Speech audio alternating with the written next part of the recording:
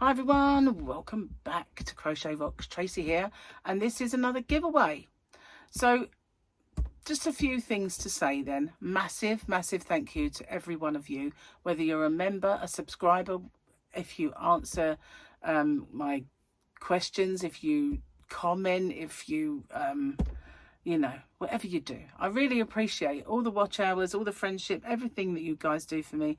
It is amazing, and this is my little way to give back. So at the moment, as well as the Hump Day giveaways and the Sunday Fun Day giveaways, I've got some birthday ones I'm going to be doing. So this could be any of the above or a milestone, which I'm getting close to. So it just depends. I also need to run the rules by you. And as luck would have it, I made a little rule section, so I don't have to say them anymore, and I'm so glad. All I have to go is, here's one I made earlier.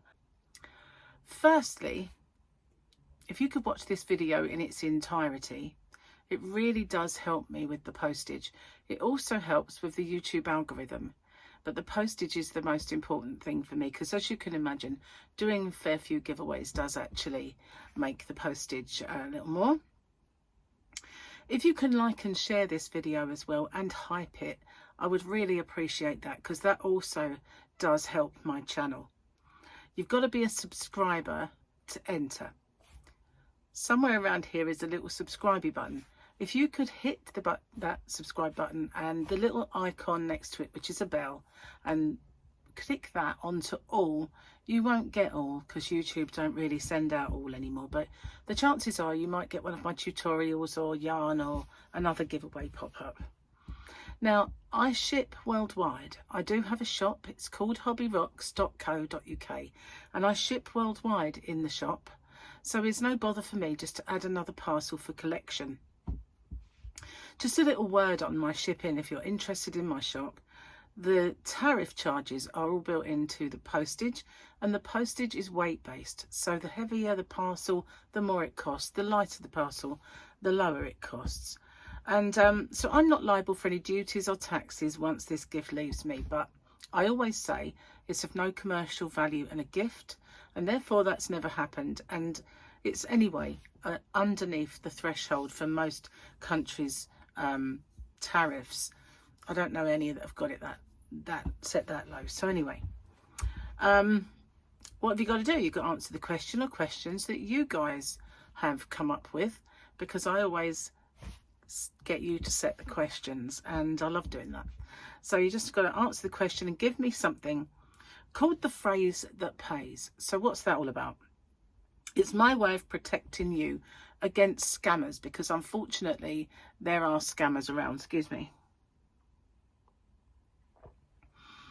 So it is in two parts. It's I understand the terms and conditions, and I'm aware of the scammer.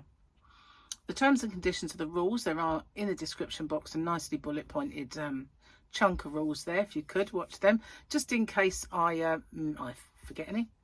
And obviously I just need to know you're aware of the scammer. So what they do is they put a little message underneath your entry saying that you've won, and there's usually loads of icons and emojis and everything else, a big fanfare of stuff, and then obviously a link for you to click. But as we well know now, links are a no-no. We don't do that.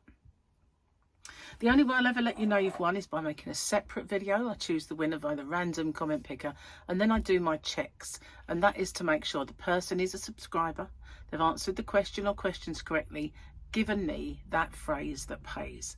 Only then do I have my actual winner or winners. Standard YouTube rules apply, and YouTube's not affiliated to this giveaway. No company is either. All the prizes that I do are purchased with my own money. Okay, no one is affiliated. And as I said, the rules are in the description box, and along with the closing date. So I managed to get through that without making a mistake. That's pretty good. And then come back. And it's done. I'm so relieved I managed to do that. You have no idea how I used to get really kind of tensed up about saying those rules, and I always messed them up because of it. So done. Yes. Okay, so that just then show you the yarn. that just then leaves to showing you that. And it is a signet yarn. It is called SnoozyWoosies Baby Blanket Yarn. It is fabulous. I love this colour. It's like a silver and white. There's all colours. There's pink, there's blue, there's lemon, there's this. And it's gorgeous. I think there's a green. It's called Snuggly, this one, the colour. 4202 Snuggly.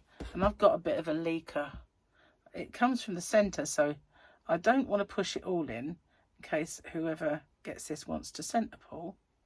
But I'm just going to stick most of it. There we go. It looks like a bomb with a fuse. It isn't. It's a yarn bomb. Okay, where are we? 200 grams. And you can machine wash on warm, 30 degrees. Cold rinse, short spin, do not wring.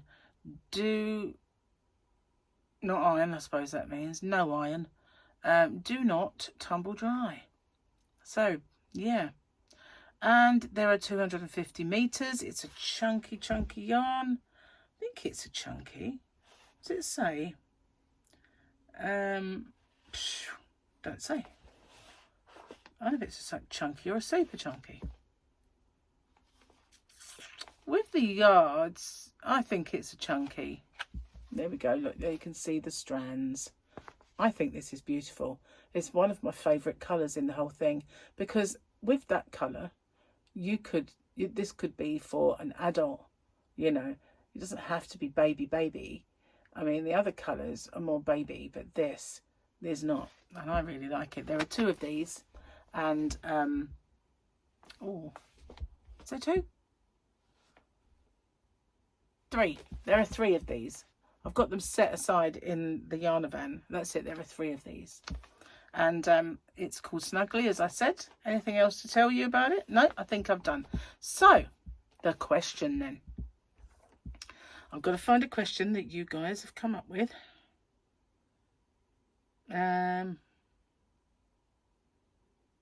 So, Doris Artman would like to know, she's from Oregon, and she wants to know, where is your favourite place to crochet or knit? Do you prefer being inside or outside? Well, I have crocheted outside. It would be a lot easier now I have these wall genies, because, you know, you could have that on the table next to you. Other than that, I used to just take a bag out, like one of them holes, and you'd pop your yarn through that hole and it wouldn't roll around.